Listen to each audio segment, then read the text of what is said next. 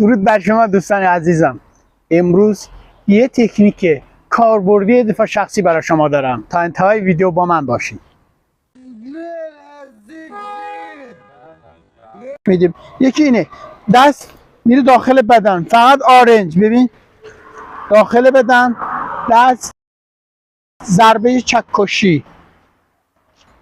از زاویه دیگر ببین، دست آرنج داخل بدن، چکشی. ضربات چکشی و یا همون ضربات دست، شما با دست میتونید به سیبک بزنید، به صورت بزنید، به گیجگاه بزنید. اینجا تکنیکه که حرف اول میزنه، دست میره داخل بدن، فقط آرنج. ببین داخل بدن، دست ضربه چکشی. از زاویه دیگر ببین،